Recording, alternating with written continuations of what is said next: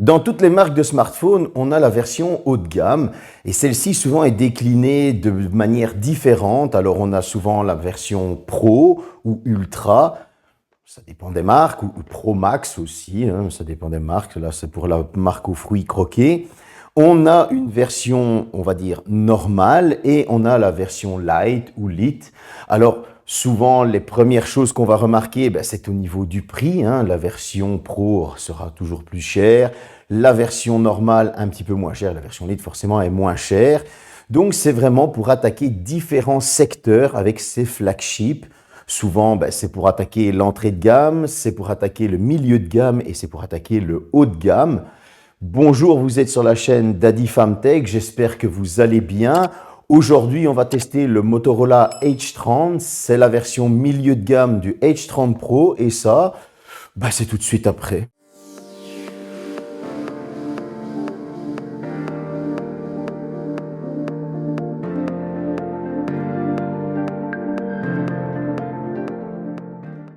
Une fois n'est pas coutume, parlons du design pour commencer. Et là, je vous l'avoue, j'ai un peu flashé. Vous savez, c'est ce nouveau design 2022 de Motorola dont je vous parlais avec un entrée de gamme. Eh bien, ils l'ont appliqué à ce H30, un dos plat. Alors oui, les trois capteurs photo vont le rendre un peu bancal, mais il tient très bien en main. Il est léger, il a ce côté très classe quand on l'a en main. C'est juste franchement du pur bonheur. Sur le dessus, on va retrouver le micro, le reste est épuré. La tranche de gauche, elle est totalement épurée, il n'y a plus rien. Sur la tranche du bas, on retrouvera le tiroir de carte SIM, l'USB type C, un haut-parleur. Et sur la tranche de droite, le bouton du volume et le bouton d'extinction allumage. Comme je le dis, on est sur quelque chose d'épuré au maximum.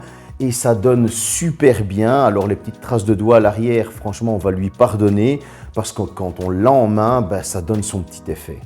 Comme à son habitude, Motorola va nous gâter niveau rafraîchissement, mais tout d'abord, on a une dalle de 6,5 pouces en AMOLED avec une résolution Full HD+. Cette dalle affiche un billion de couleurs, de l'HDR10+.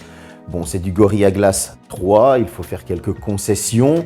Mais en tout cas, moi je peux vous dire qu'avec un taux de rafraîchissement de 144 Hz, comme ils ont l'habitude de nous mettre sur leur haut de gamme, on a un écran qui est fluide à souhait, que ce soit pour surfer, le jeu vidéo. Voilà, c'est pas l'écran qui va avoir une saccade ou qui va nous lâcher ou avoir un ralentissement qui nous met les nerfs. Franchement, cette dalle, elle est top. En plus, cerise sur le gâteau, on a un lecteur d'empreintes sous écran. Le seul petit défaut que j'ai envie de lui mettre à cette dalle, c'est que le lecteur d'empreintes est un peu bas. C'est vrai que s'il avait été 2 cm plus haut, ça aurait été juste topissime. Souvent, j'ai reproché à Motorola qu'il ne mettait qu'un seul haut-parleur. Ici, avant de vous parler des specs, parlons-en justement. On a un haut-parleur sur la tranche du bas et un haut-parleur sur le bord de l'écran. C'est un petit plus, on est sur du milieu de gamme, c'est un petit plus qu'il faut quand même citer. Le son n'est pas déséquilibré, il est même assez bon. Que ce soit en jeu ou pour regarder un film, on est quand même bien immergé. J'ai pas ressenti de crack ou de son qui crache lorsque le son est poussé à son maximum. En plus, vous avez le Dolby Atmos dans les réglages, que demander de plus? Au niveau des specs, oui, il a fallu faire quelques concessions et pourtant, on a quand même quelque chose de très bon. On a la nouvelle version du 778 Snapdragon, le G+, donc c'est de la 5G, avec un Adreno 642L, 8 Go de RAM en LPDDR5X, 128 Go ou 256 Go de stockage en UFS 3.1, du Bluetooth 5.2, du Wi-Fi 6E. Bon, vous l'avez compris, on est sur quelque chose qui va être très peu énergivore pour économiser un maximum de batterie, mais c'est pas pour autant que ce téléphone est peu puissant. Alors, au Geekbench, il m'a sorti un score de 827 au simple cœur et 2869 au multicœur. Quant à l'Antutu Bench, il m'a sorti un score de 594 385. Comme je vous le disais, on a fait quelques concessions et c'est pas pour autant que ce téléphone est faible ou qu'il ne va pas pouvoir faire tourner certains jeux. La bonne preuve, j'ai fait tourner Asphalt 9 sans problème. Bon, forcément c'est beau, c'est fluide, le 144 Hz est présent, on en prend plein la vue avec les couleurs. Mais c'est pas pour autant que les gros jeux ne tournent pas, comme par exemple Genshin Impact avec lequel j'ai pu jouer aussi.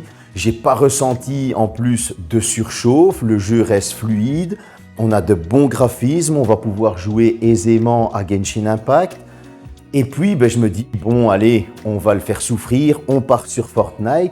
Encore une fois, là, surprise, on est sur des graphismes épiques, on a un framerate qui est stable à 30 fps. Et encore une fois, pas de surchauffe ressentie, le jeu est très jouable, on peut se faire plaisir avec de très bons jeux sur un smartphone milieu de gamme et ça reste très fluide, que demander de plus? Pour la partie photo, pas de concession, on est sur les mêmes capteurs que son grand frère le H30 Pro. Je vous fais une petite piqûre de rappel, on retrouve un premier capteur grand angle de 50 mégapixels ouverture 1.8 multidirectionnel, un deuxième capteur 50 mégapixels ultra grand angle ouverture 2.2, un troisième capteur 2 mégapixels ouverture 2.4, un capteur selfie 32 mégapixels grand angle ouverture 2.3. Le capteur selfie est capable de filmer en 4K 30 fps, en Full HD 30 et 120 fps. Et à l'arrière, vous allez pouvoir filmer en 4K 30 fps et en Full HD 30, 60 et 120 fps avec du HDR, etc., etc. Pour l'occasion, je ne suis pas en Belgique pour ce petit reportage. On est parti au zoo de Maubeuge, un petit zoo assez sympa que je vous conseille. Moi, j'ai été relativement capté par cette macro qui est très bonne. Encore une fois, les photos sont très correctes. Bon nombre des photos sont sous zoom parce que on est dans un zoo et je ne suis pas à côté des animaux. Et vous allez pourtant voir que les photos sont très belles. Il n'y a pas de filtre. Je vous laisse profiter de la visite.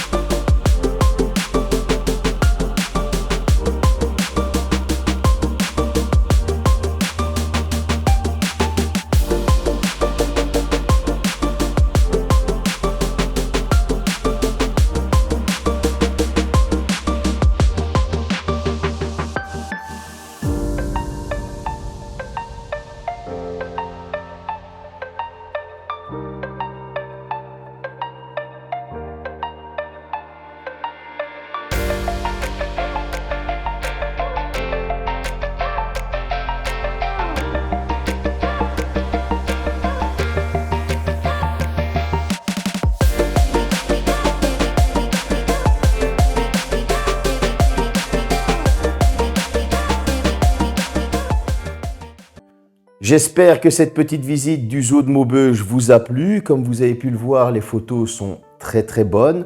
Le seul petit défaut que j'ai trouvé, c'est au niveau du selfie. Oui, j'avais l'impression qu'il y avait un traitement photo un peu trop fort. Et donc du coup, j'étais dans les réglages, enlever tout ça, parce que moi, je préfère le truc plus naturel. Et voilà, c'était vite réglé. Parlons un petit peu de l'autonomie, le nerf de la guerre, comme je le dis souvent.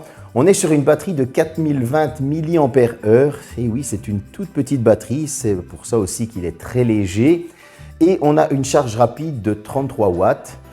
Et à mon grand étonnement, encore une fois, Motorola a fait très bien les choses.